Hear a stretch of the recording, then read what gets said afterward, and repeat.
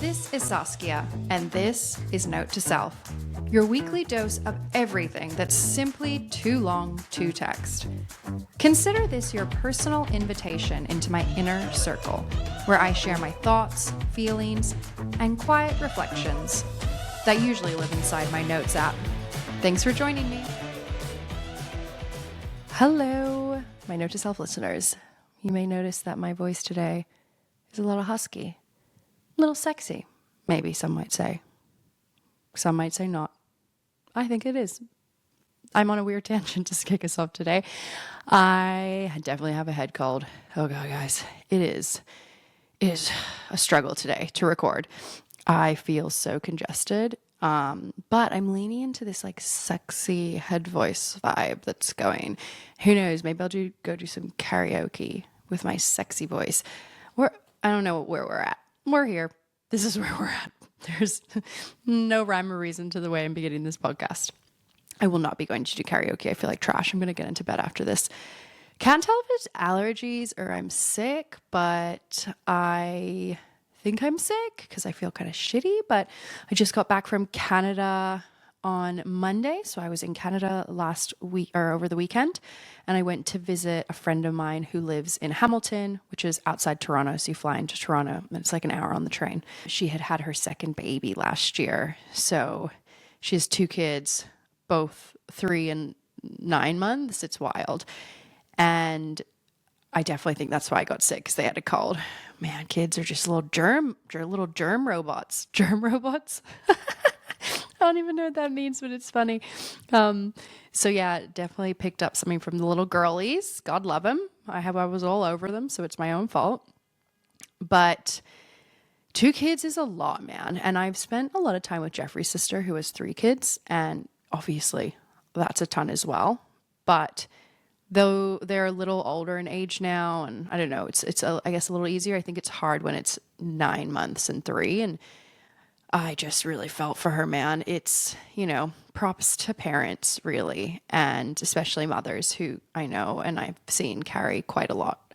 And I was really proud of her, and just seeing the mother that she's become, and just how much her girls adore her, and like she's very present in their lives. It was really, really beautiful.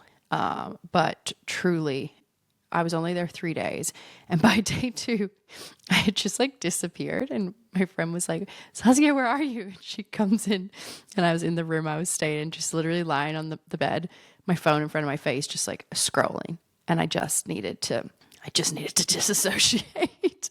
And she was crying. She's like, "I knew you'd be in here." I was like, "I just need 5 minutes to disassociate."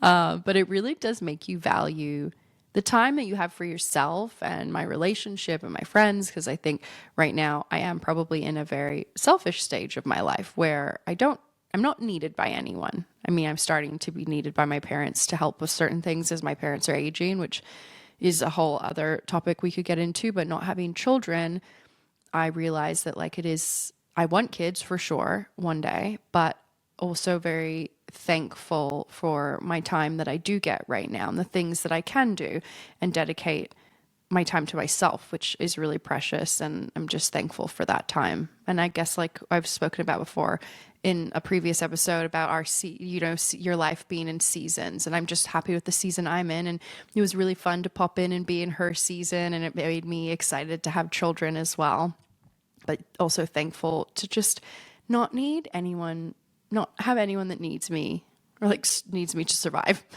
The children need you to survive.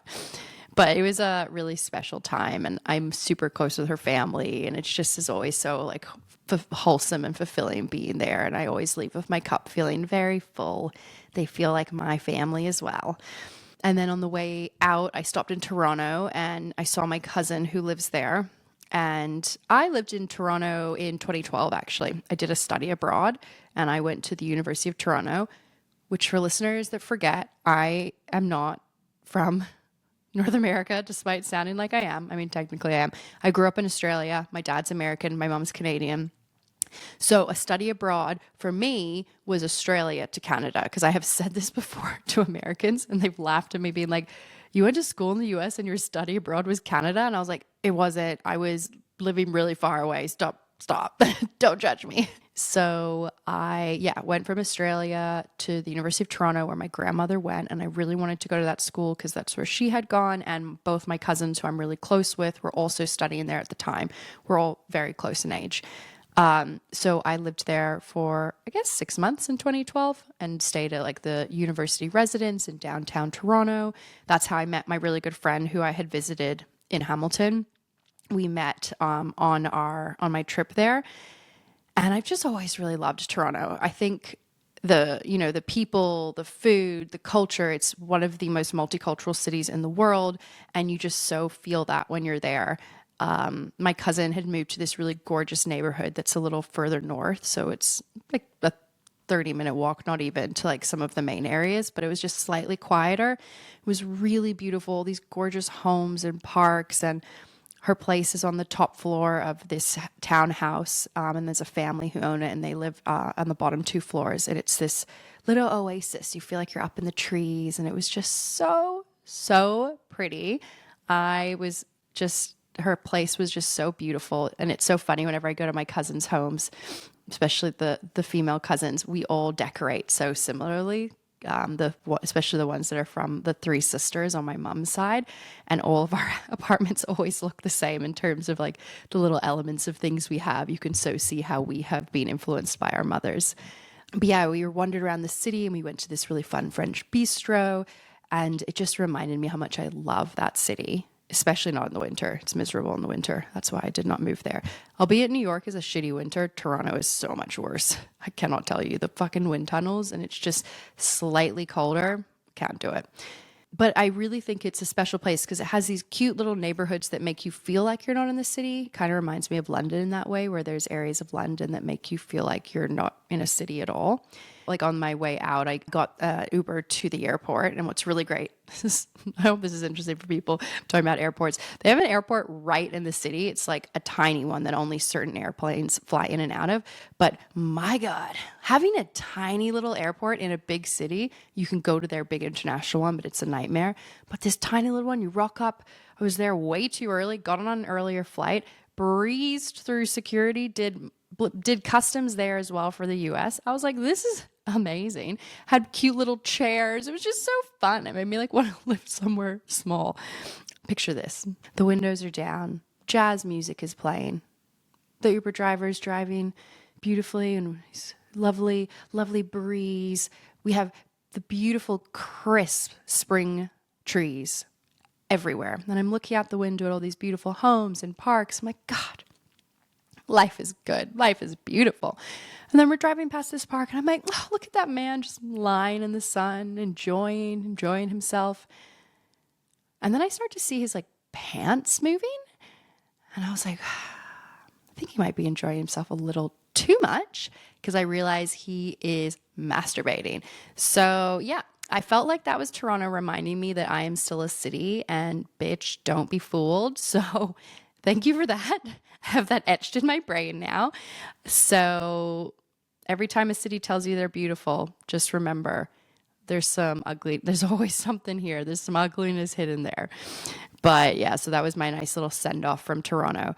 But yeah, very wholesome weekend. And my friend who lives in Hamilton, her and I were giggling as we went back and looked at the first photos we had taken together when we met on my study abroad. And we had met on New Year's Eve, and there was a timestamp on the photo, and it was like 9:30 p.m. We were at the pre-drinks. We hadn't even gone out to the party yet. We figured out that we must have just met, and we connected because we were both wearing the Jeffrey Campbell Litas. For those who know those shoes, iconic for the time, still have mine because I think they're going to come back. But we both had our cute little Jeffrey Campbell Litas on. And I remember she had this cool, like, long black dress that had like a cut on like her waist and then a cut further up. It was like this cool cutout dress. And I was like, that girl has a cool style. And we started talking, and the timestamp of when we think we met, about maybe 30 minutes later, there's a series of photos, and it's like a cute chic one of us posing. Then there's a selfie of me kissing her on the cheek, and then another one of me like holding her like a prom photo. And we were crying from laughter, being like, these photos look like we've been friends for 10 years and we had met 20 minutes before. Oh my God, it brought me back so much to that night. And it was so funny because that night she was my New Year's kiss. Shout out, love you, girl. And then we went on like friendship dates afterwards. And the first friendship date we had was at this restaurant in Toronto that was a creperie. And all our friends were like, are you guys dating? Like, what is happening? Because we just would have these cute little romantic dates. And then moved back to Australia after my study abroad. And then a year later, her and I were chatting and I was planning my big Europe trip. And she coincidentally was also going on a big Europe trip, both of us backpacking, and we were both going solo. So we decided to do it together. And then fast forward nearly 15 years later, or 15 nearly, yeah, we are still super close friends. And I just think it's really beautiful stories. You just never know how people will come in and out of your life. And we've definitely put a lot of work into our friendship and turning up for each other. So it was a very special weekend and lots of nice to like walk down memory lane of what Toronto meant to me. Great city. If you ever get a chance to go, check it out. Message me. I will send you cool spots to go. Anyways, lovely week with family and friends. Cup was full. Now, albeit cup is now empty, but we're good, we're fine. But I think it ties in nicely to my pop culture pick of the week. I want to have like a little jingle every time I do the pop culture pick of the week. I'll have to think about it. I'm not gonna come up with something now. Why did I disassociate to think I would come up with a jingle on the spot? I am not putting my poor listeners through that. Okay, so pop culture pick of the week. Hot take, what's happening? So today, this week, I am talking about the new Dan Levy show on Netflix, Big Mistakes. Guys, this show. It is awesome. Everyone should watch it. I have not laughed this much in a show before. I've now watched it nearly twice. I'm like halfway through watching it a second time. The reason I love this show, though, is just the family dynamic. It is so perfect. And the relationship between the two main characters, who are brother and sister, is, I think, so spot on to sibling relationships. So the show was created by Dan Levy and Rachel Sennott, who created I Love LA. Love her. She's also amazing. So the two of them, when I saw that they were the ones that created it, I was like, this show's going to be magic. They're so smart and funny. So yeah, love both their work. Was really pumped to get started. And like I said, I just am trying to remember a show that I really have laughed this much out loud about. And maybe it was Hacks. Like Hacks is also hysterical on HBO. I'll have to cover that another time. But immediately I was just into this. And I remember, I think it was the second episode, there's this scene. I'm not going to give like spoilers away because I know people will watch it. But oh my fucking God, Dan Levy, man. He is just comedy gold. Well, I'll give you a high-level plot overview, though. But yeah, don't worry, no spoilers. So the show follows Dan Levy's character, Nikki, who's a preacher, and his sister, Morgan, who's played by Taylor Ortega, who's not related to Jenna Ortega, because I Googled that common misconception, because they kind of look like they could be related. So Morgan is an actress who moved back home to Jersey after she'd been living in New York and had been unsuccessful pursuing acting, and she's now an elementary school teacher. So her brother and her are back in Jersey, and they also have another sister who's in it as well. And the first episode follows the brother and sister, the two main ones. They're visiting their grandmother at a retirement home, and their mother's there as well, and their grandmother is dying. And the mother insists on the two kids needing to find a present for the grandmother for her birthday. And they had to get her this necklace because she was talking about some necklace. It's all very heightened comedy. So she requests that they go out and purchase this necklace for their dying grandmother. While they're at this, gift store buying a gift, the sister kind of gets into it with the shop assistant because he doesn't want her to sell her this necklace, and she decides to steal the necklace, which sets the premise of the show. This one act of stealing leads to meeting some pretty dangerous criminals and a series of illegal activities neither of them would ever have thought that they were capable of. So that is the premise of the show. I mean, it gives one tiny spoiler away in the first episode, but you figure that out pretty fast. So their lives are turned...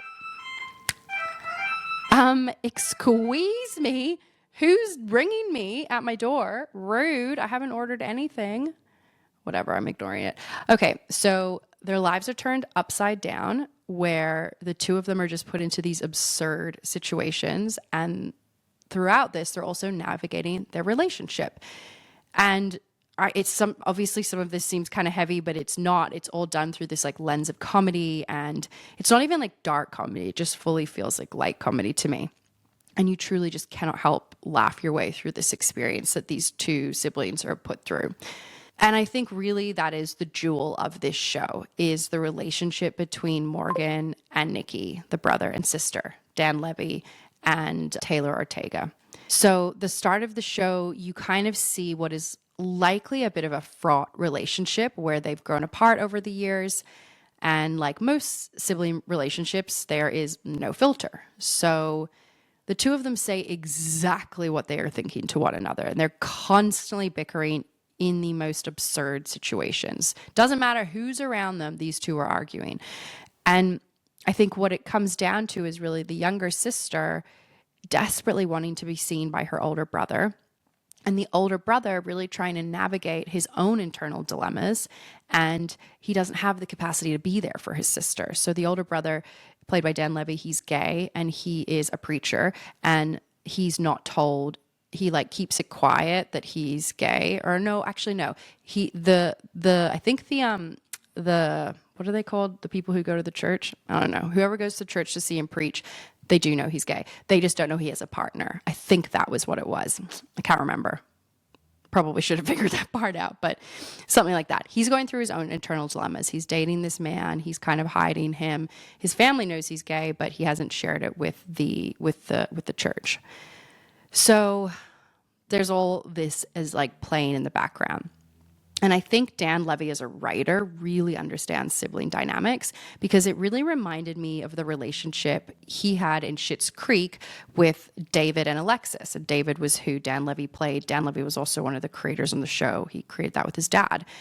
I really enjoy his work because, like I said, he just understands these nuances of sibling relationships, and that they're not just a given, and that they can be some of the people that hurt you the most, because I think you also expect the most from them. So you see this really interesting unfolding of their relationship dynamic as they start to say why the other person had kind of let them down. And then them connecting through this kind of absurd situation that they've gotten themselves into. And it's just so funny, and it's so real and relatable in like real, not in what's happening, but relatable in terms of their relationship dynamic. So highly recommend it. I will be shocked if it's not renewed for season 2. I think it's incredibly well written. So I'm very, very excited for that show to continue. So yes, go watch it. It's on Netflix. And it has a great twist, which I loved. I love an unexpected twist. I had not picked up on it, and I feel like I often pick up on twists, so I was really happy to be pleasantly surprised. But really, this show ties in very nicely to my topic today. And my main topic I want to talk about today is sibling relationships. And obviously, this is a really vast topic, and I really wanted to like dive into like the nuances of sibling relationships. And I've been reflecting a lot on this recently, especially looking at the dynamic with my younger sister, who most of our listeners here, if you've been with me for a while, would know that I have a younger sister and she's helped me a lot on the podcast. But for new listeners here, and probably some of my existing listeners, I actually have 6 siblings. So I have 4 older sisters, 1 older brother, and 1 younger sister. My older siblings were from my dad's previous marriages. I say marriages because he had 3. And my younger sister is who I grew up with, and we have the same mom and dad. So our parents are still together. And I'm super close with my older siblings. Specifically, I have one who lives over here who I'm really close with. She listens to the podcast. Shout out to my oldest sister. You know who you are. She's like our second mom. But we didn't all grow up in the same house because they were all so much older than me. but have always like had them in my lives. But for the purpose of the conversation today, I really wanted to focus on my relationship with my youngest sister, the one I grew up with. She doesn't mind if I mention her in the podcast. Her name's Lily, and I've definitely mentioned her a lot before. So she lives in LA. She's definitely the cooler version of me. She works in the art department for film and photo shoots. She mainly does prop styling and set decorating. She also does styling. You should follow her on Instagram. Her stuff's amazing. She's so talented. She actually took the photos for the podcast season 1 and season 2, and she helped art direct it and everything. So she's a little talented gal. She's covered in tattoos, surfs every weekend, super creative, smart, and beautiful. And yeah, so she's I always say she's the cooler version of me. But we are 7 years apart, which has been tough for our relationship over the years for sure. And I think we're close enough and also lucky enough to have quite a lot in common. We like a lot of the same things. We have a lot of the same interests. We are the exact same size in clothing, which is amazing because we can share all of our clothes, albeit we look very different, but exact same size in clothing, which is funny. And, I think that's really lovely, but then we're also far enough apart in age that we often are in different stages of our lives. And I think we're really lucky to have a lot of these same interests because it's kind of like she's always been like a built-in best friend. And I know not all sibling relationships are like that at all. But I do think generally, if you want a close relationship with your siblings, it does take work. And I don't necessarily think we look at our relationships with our siblings the same way we look at relationships with like our romantic partners or our friendships. And we kind of just take our siblings as a given. And our siblings are often the ones who've experienced all the trauma from childhood and that we inevitably all carry, because not a single one of us is going to come out of childhood unscathed. And they're the ones that have been there through all of that. And that's a very unique thing to play witness to that your partner and your friends and a lot of other people will never understand. So it creates this built-in bond in a way. So I kind of wanted to share a few things I've learned from navigating my relationship with my sister. And it is still a work in progress, but just kind of word dumped a few different things that over the years I feel like have helped me strengthen my relationship with her. And we're actively trying to build one that, will continue to last because it's not something that will be a given. So first of all, something that I've learned from navigating my relationship with my sister is your sibling gets the raw and filtered version of you. I often forget about normal social etiquette when I'm with my sister, especially when we get into a fight. It's like we go straight back to being kids and nothing else around us matters.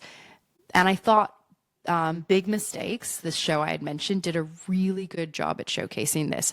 Because in the show, the two main characters, Morgan and Nikki, often are bickering, arguing, despite anyone who's around them or the situation they're in. They're in some crazy situations and they're just going at it.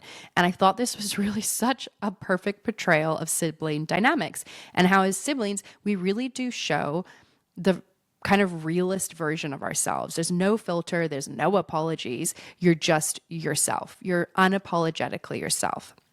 And I think this is a very unique and special feeling because I do feel like with my sister, I can totally be myself. And there really isn't anything I could say to her where I would feel like, obviously we can all feel judgment, but I wouldn't feel like judgment that she'd turn her back on me type thing. And I don't ever feel the need to filter myself. And it's a really empowering feeling. However, when we're fighting, this can definitely become a problem because we definitely forget about the people who are around us. And I can't tell you how many times our poor friends have had to sit there awkwardly when Lily and I would just go at each other.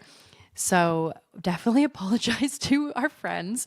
Lily and I are working through this. It's definitely better. I think for anyone who has siblings, they can understand what that can look like, which really leads me to my next point. Fights with siblings have no rules of warfare. My sister and I we hit where it hurts. And your siblings know your deepest insecurities. And I've found, especially with sisters, they will not pull back their shots. And there are really no rules of warfare when it comes to fighting with your siblings. And I do feel like sisters, the relationship is just on a whole nother level. And in a way, there is something cathartic about being able to scream at one another and then 5 minutes later, you're besties again. And I think I have a perfect story of like living in New York with Lily. And we got into a brawl about our bedrooms. She had this tiny shoebox room, and she was so frustrated because she desperately needed a set of drawers, but she couldn't fit them anywhere. And then I had a bit of a bigger room than hers, not still small for New York. And I desperately needed a desk, so I could work from home, and I couldn't fit it anywhere. And we were just like going at each other.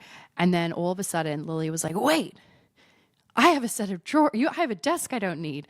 And you have a set of drawers you don't need. Why don't we switch? And then through like crying, tears drying on our faces, we're like manically laughing, like, this is the best idea we've ever had, as we start to reorganize our entire apartment and switch our furniture around and just say, how great of an idea that was. And, power of sisters that are on a mission.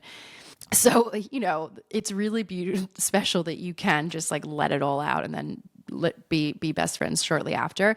But I have also started to realize as I've gotten older that no one deserves that raw, unfiltered anger like this. And both Lily and I are actively trying not to do that and not hit below the belt and become more patient with each other and kinder because, like I said, sisters can really hit where it hurts. And we're trying really hard not to do that because it's not fair that we feel like we can speak like that to each other, but not other people. Which kind of leads me to my next point, which is you expect more from your siblings without working on these relationships. I feel like we often want our siblings to see us and support us, but we aren't always good at asking for that or working on the relationship so we can turn up for each other. I think we often think of these relationships with our siblings as a given, but they deserve work. I personally always see that my sister will be there. I think of her as my ride or die, but that is kind of an unfair expectation because a person can't be there for you if they don't know what you need. And you can't expect them to be there for you if you don't work on the relationship. I think siblings have this very unique bond, and as I had mentioned earlier, that you experience your life together and no one else will be able to understand or play witness to that childhood that you have witnessed and been in together. I think that creates a really nuanced dynamic, though, that has a lot of triggers. And Lily and I have had to really learn how we trigger each other, and we're still learning that. I think there were ways that we treated each other as children that definitely affect us as adults. And through therapy, we're working through those situations, reflecting on them, talking to each other about them, and learning to support each other, knowing what the other person needs. And we're still really new at this, but we've shared how we've hurt each other in the past and how the behavior continues to hurt each other. And oftentimes it's blocking us from really listening and being close with one another. So an example is like my sister is often triggered by not feeling heard and feeling like I discount her advice because she's younger, and that ultimately I don't really see her as my peer. And for me, I feel like she doesn't always prioritize me. I feel like she picks her friends and interests over me, and that she doesn't respect the fact that I am older and maybe I do have some life experience. So this dynamic has been at play since we were kids, albeit it has changed. But we are 7 years apart. So as children, my sister did feel like someone I had to look after rather than a peer. And when she moved to New York at 18 and I was already living in the city and we lived together, I really became her mother. So this concept of seeing her as someone younger and that someone I need to look after and not a peer is deeply embedded from a young age. And I was always told I needed to look after her, because I have friends that are around Lily's age and it's a different dynamic, but I do think it's because of this historical context. And this is a deeply embedded relationship expectation. So it is hard sometimes for me to see beyond that. And I have found that since she moved to LA and started to really build her own life and, kind of have her own independence in a way and figuring out who she is beyond being here with me in New York, this has slowly started to shift. And she's becoming someone I do see more of as a peer.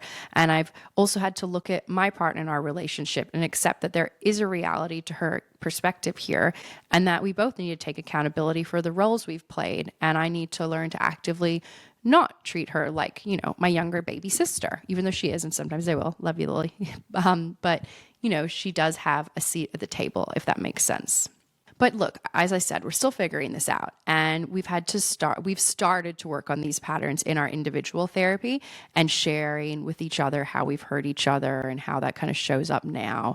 And I think we're communicating, albeit sometimes we still fall into our old fights, but we are both committed to working on our relationship, because even if we fight, we still want to be in each other's lives. And I think that's just something that we've committed to each other, and we keep wanting to show up for each other. Because it's important to recognize that, as my next point is, your relationships with your siblings will go through seasons, just like your friendships. And I think we choose to work on our relationships, and they also go through seasons, but we don't always look at the relationships with our siblings as the same. So my sister and I have had times when we're really close, other times where we're not. And similar to friendships, your relationships with your siblings will go through seasons, like your friendships as well, especially as you go through different chapters in your life. And when I was in Canada over the weekend, I saw this with my friend and her sister. And my friend has had 2 kids, as I said, over the last 3 years. And her sister has really stepped up and been really supportive and such an attentive auntie. And over this period, their relationship has changed, and one sister needed more support than the other. And I think this is kind of what I mean by seasons, is sometimes one sibling will need more from you than you do from them. And sometimes maybe you aren't as close because you're focusing on your own priorities in life. I think for my sister Lily and I, we're both working a ton right now. We don't always have time to focus on, we are focusing on building our careers and our creative passions. So we don't always have time to be spending with each other. And I know that this isn't forever. It's just a season, and we support each other in different ways. And we find time for connection when we can. And I always remind myself that eventually Jeffrey and I do want to move to LA. And, I think that will be a whole new season for my relationship with Lily, living in the same city and getting to spend more time together. And, one day when I have kids, I hope she'll step up and be, there for me as well, and vice versa, me for her. And I think that even though we don't talk every day, if I call her, she almost always, sometimes she won't, will pick up. And it's like no time has passed. So I think that kind of, again, leads to my next point, which is dedicating time to your siblings. I feel like to have a really strong relationship with your siblings, you need to dedicate time to them. Just like our friendships and relationships, they need to be nurtured. With siblings, I do think we take them as a guarantee, which is partly from the fact that they've always been in our lives, and they kind of, as children, were guaranteed to be there.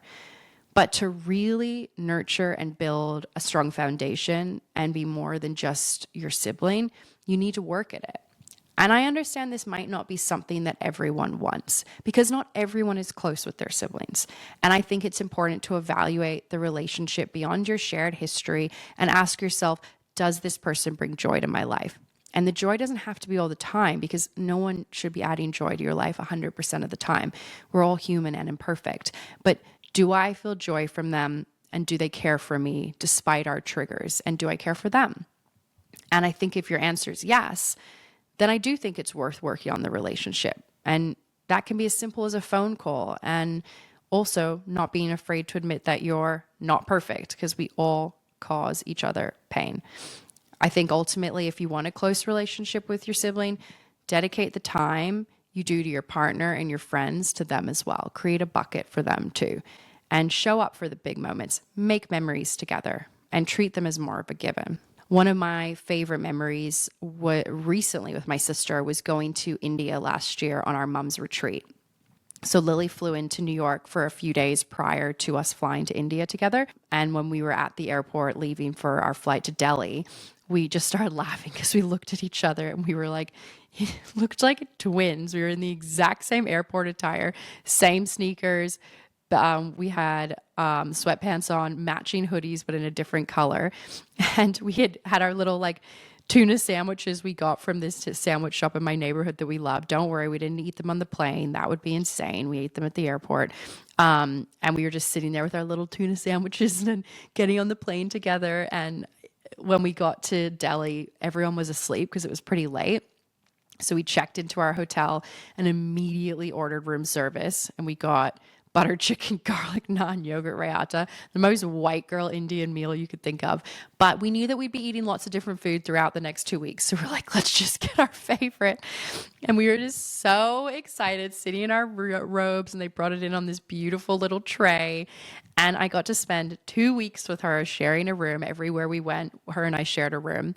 And I just cherished that time so much. And India was beautiful. I have a whole episode on it if you're interested in hearing about my trip to India. It's from season 1. I'll link it in the episode.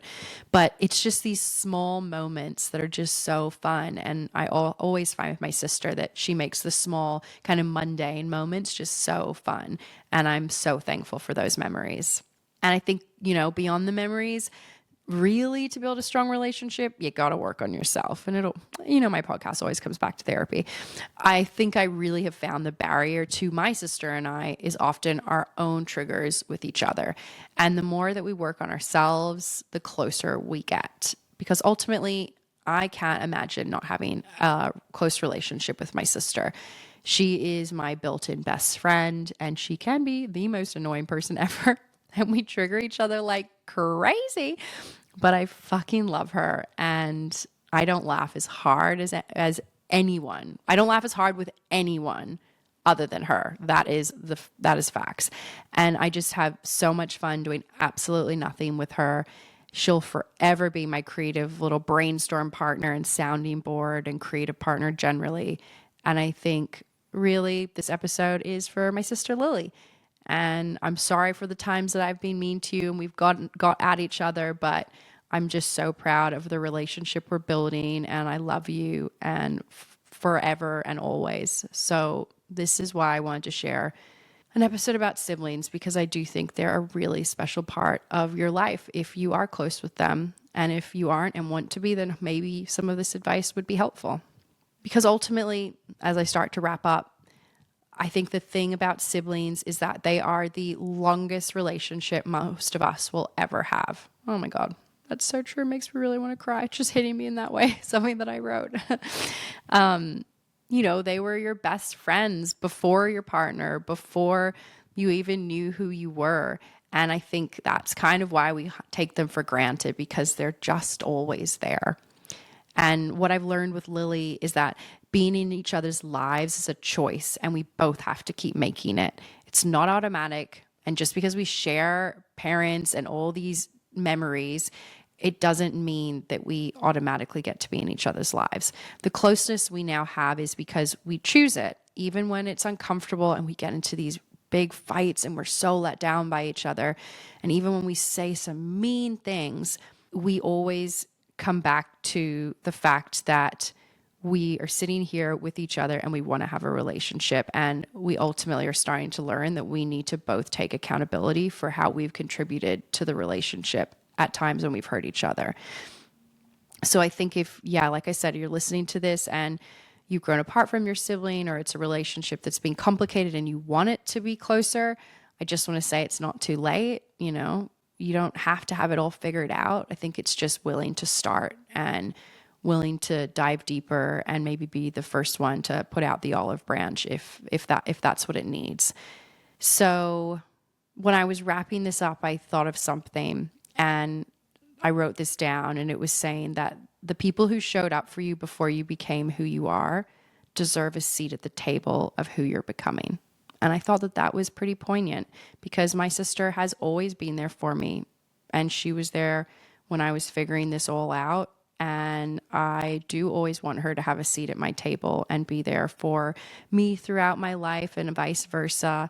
And really, I wouldn't have done this podcast without her. She's been such a supportive person, and I am excited of where it's going now. And she's been on the sideline cheering because she had to step back a little bit this season, but I'm so grateful for her. And Lily, this one's for you. Love you always. Now go give your siblings a cuddle if you can. Thanks, listeners. And follow me on YouTube, like and subscribe. Thanks all. See you next week.